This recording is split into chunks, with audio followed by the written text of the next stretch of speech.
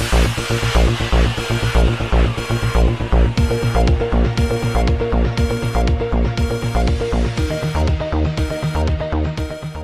اللہ الرحمن الرحیم۔ السلام علیکم ناظرین، اقبال سٹیڈیم فیصل آباد میں سیلانی ویلفیئر فاؤنڈیشن کے زیر اہتمام غرباء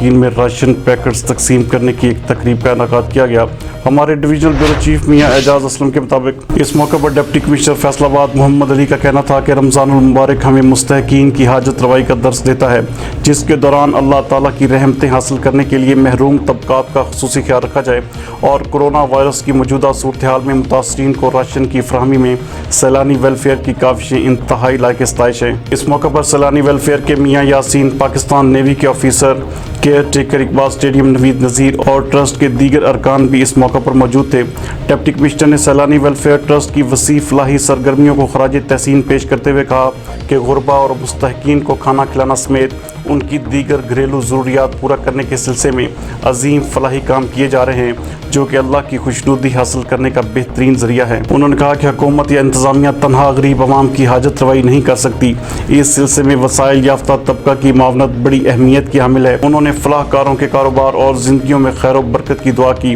اور راشن حاصل کرنے والے مستحق خواتین و حضرات کو تسلی دیتے ہوئے کہا کہ اس امداد سے انہیں کچھ آسرا ملے گا۔ سیلانی ویلفیئر کے میاں یاسین نے ڈپٹی کمشنر محمد علی کی آمد کا شکریہ ادا کرتے ہوئے بتایا کہ سیلانی ویلفیئر لاک ڈاؤن کی صورتحال میں غریب اور مستحق خاندانوں کو راشن فراہم کر رہا ہے اور اب تک فیصل آباد میں 40,000 سے زائد خاندان مستفید ہو چکے ہیں۔